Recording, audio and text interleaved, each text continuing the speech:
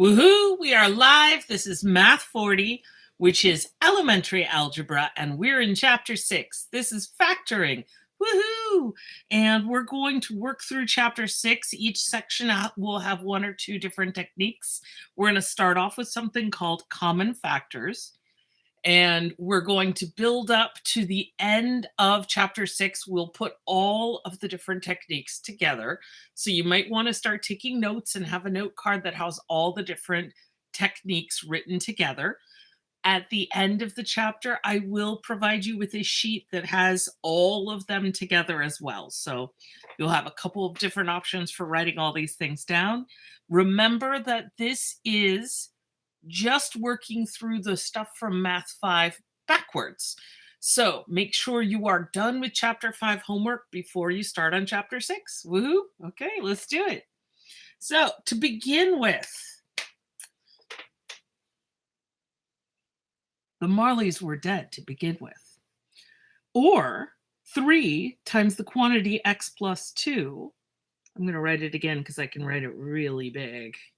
I love writing big.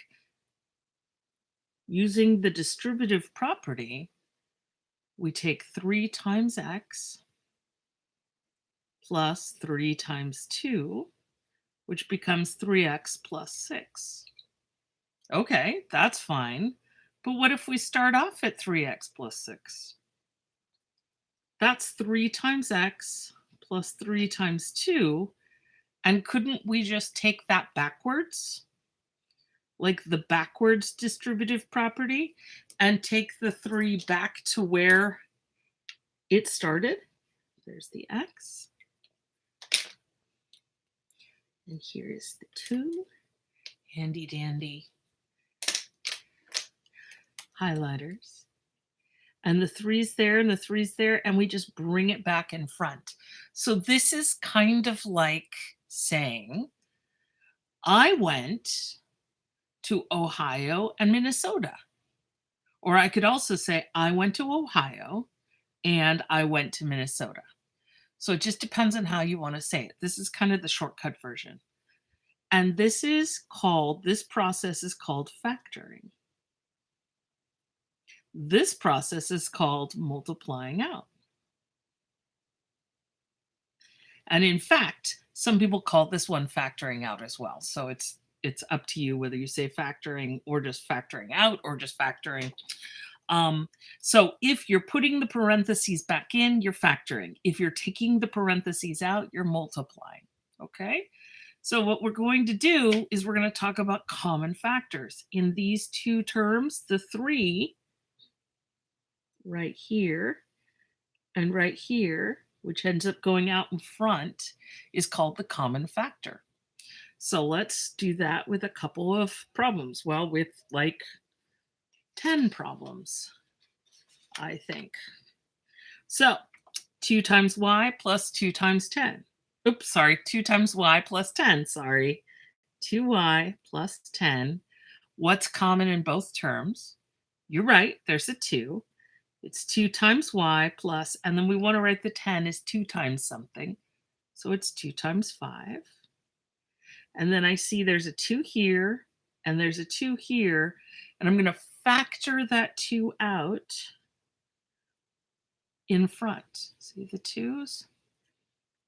So this is kind of the backwards distributive property. Now, when we take the 2 out, what's left? Just the y. And when we take the 2 out here, what's left?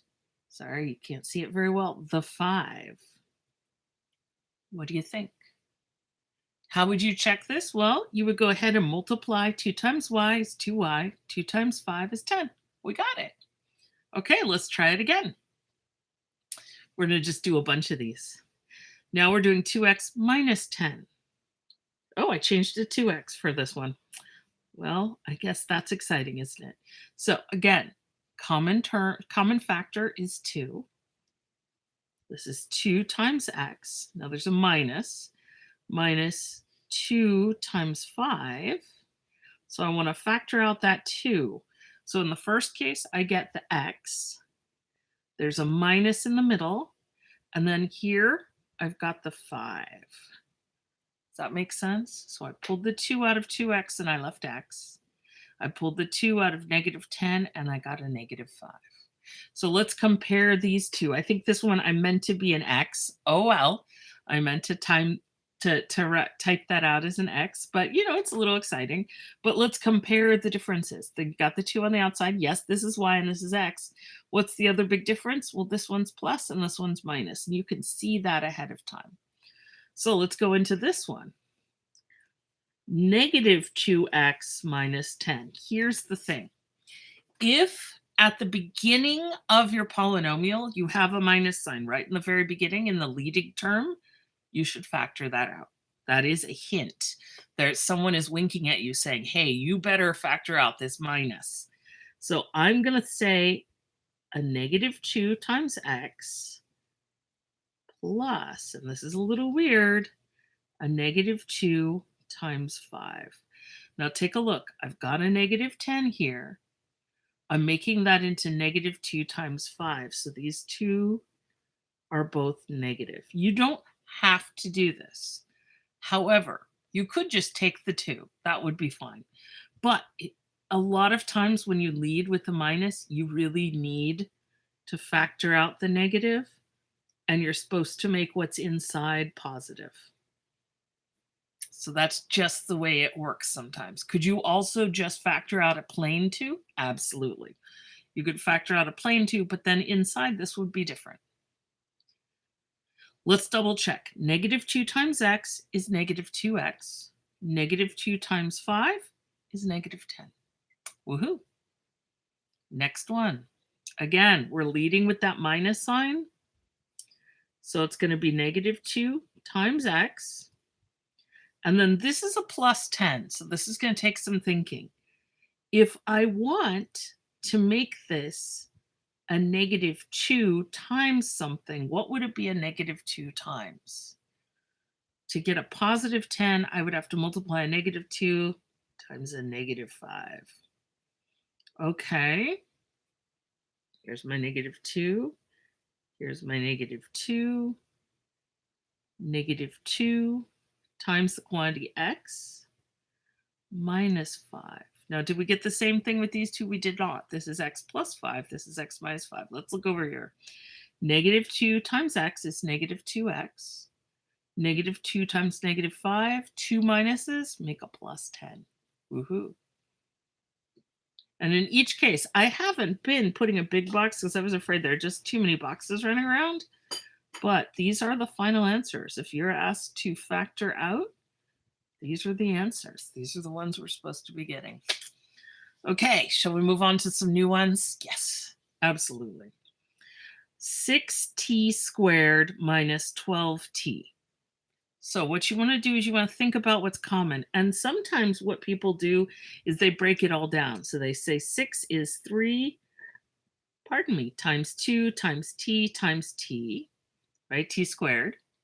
And then 12, so this is minus 3 times 2 times 2 times t. 3 times 2. 12 is 3 times 4, which is 2 times 2. That's where that came from. So let us figure out what's common. Do they both have a 3? Yes, we can factor out a 3. Do they both have a 2? Yay, they do. Do they both have 2 2s? No. This one only has 1 2, so you can only take what's there. They have to be in common, which means matching between the two of them. How many t's are common? Yeah, just the one. There's 1 t here. There are 2 t's, which would be great if we could pull out 2 t's, but there's only 1 t available in the second one. Okay, so my common factors are going to be 3 times 2 times t. Big parenthesis. Okay, when I take out the 3 times 2 times t, what's left in the first one? Just a single t. Okay, and in the second one, there's a minus in the middle. 3 times 2 times t. I take out the 3, I took out the 2, I take out the t. What's left? This 2.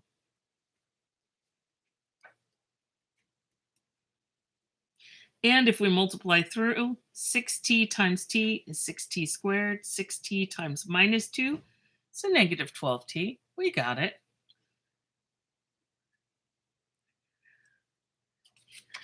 Okay. Uh-oh. Look, it's a pterodactyl. I'm going to get rid of that one. I'm not sure where it went. It seems to have disappeared. I will make a note to myself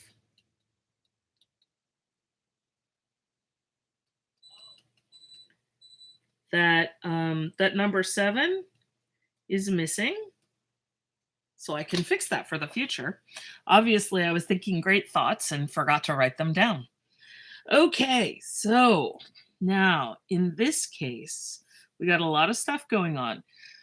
If you are like me and you tend to be dyslexic, or you are struggling with dyscalculia, which I find very difficult to say, or with a number of other things that make it hard for you to see details, or sometimes numbers kind of spin around or dance, this is going to be a little bit on the hard side, because I know my brain tells me, ooh, 2 and 6, they have something in common. But as I look through all of these, it's going to be, I have to be really careful about what's common to all 3 terms. So first off, let's double check. We got 3 terms. There's a 2 that goes into both of these. Does 2 go into 11? No. So it's not a common factor. Okay, I got x cubed, x squared, and x. So what's common to all 3? You got it. There's an x common. So I'm going to do this one without a net. I'm just going to try going straight into it. Let's see how it goes. If I factor out an x, that means I take one of the x's out. This had 3 x's. It is now going to be 2x squared. This was 6x squared. I'm going to pull an x out, and it's minus 6x. And then this one's 11x. I'm going to pull the x out, and it'll be plus 11. Just like that. So this looks identical to this, except each one of the terms is missing one of the x's because we pulled it out here. So far, so good. Woohoo. Okay, let's see how much further we can get. The roof rats are getting really, really loud. I may have to go have a talk with them. I wonder if the roof rats are doing their homework. They really should be doing their homework. Okay, I know this one says number 8, and we didn't do number 7. It's lost to time. I'm sure 7 was a brilliant problem that I would have shown you, and you would have all thought it was brilliant, and we'd all be 100 times smarter because of it. And I'm sorry, it's gone. It's gone. Like the library at Alexandria, gone. Sad, sad days.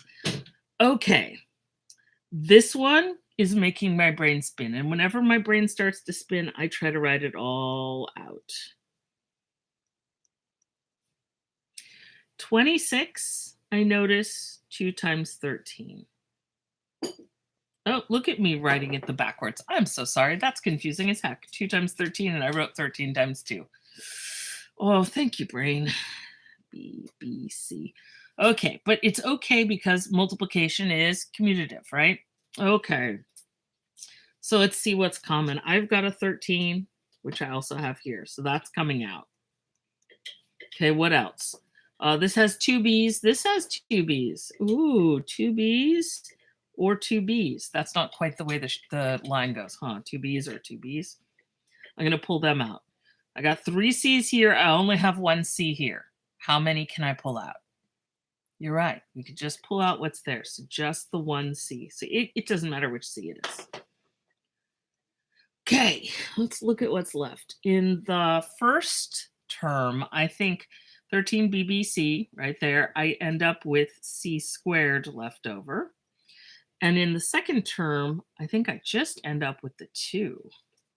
So I've got 13b squared c times the quantity c squared minus 2. Woohoo. Okay, next question. Last question for this section. Oh, man. Oh, man, this is an exciting one. With all those U's and V's and T's running around, it's not going to be easy. And this one is intentionally, I've made it extra hard just to give you practice with doing it a certain way. So the first thing I'm going to do is I see it's 25 and 10 and 55. So I see a bunch of 5s running around. So I'm going to write the first one is 5 times 5, t to the 10th, u squared, v to the 5th. Then minus 5 times 2 for 10. t to the 7th, u squared, v to the 4th. And the last one, minus 5 times 11, t to the 6th, u squared, v to the 4th. It's a lot going on. So clearly, we got a 5 that's common to all three. In terms of the numbers, the constants, or the coefficients, 5 to 11, there's not much else that's common. So I'm going to be factoring out a 5 for sure. Now for t's, there are 10 t's, 7 t's, 6 t's. Generally speaking, if you're going to take out common factors, you have to take the smallest number. So, because this one has 10, but this one only has 6. So we're only going to be able to take out 6 t's. Okay. U squared, u squared, u squared. Same number of u's. I'll take them both out. U squared. V to the 5th, v to the 4th, v to the 4th. You can take out the smallest amount. So it's v to the 4th. I'm going to use a bracket because this is a hard problem, and brackets always help me think a little bit better. If you think parentheses are easier, use a parenthesis. Okay, so in the first one, I took out the 5, so I've still got a 5 left. Now, I had 10 t's and I pulled out 6.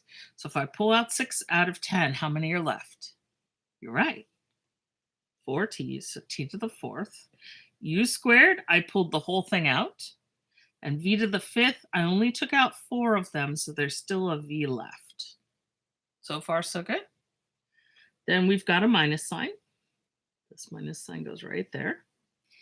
I factored out a 5, so this 2 is still left. Let's see, I had 7 t's and I pulled out 6 of them, so there's 1 left. U squared pulled out completely. V to the 4th pulled it out completely. So we're done there.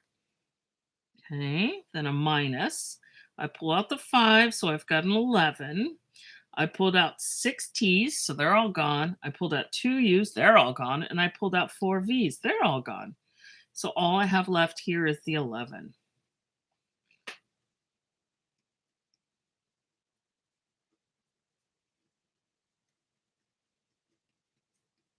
And you're welcome to write it with parentheses if you'd like. Parentheses or brackets works.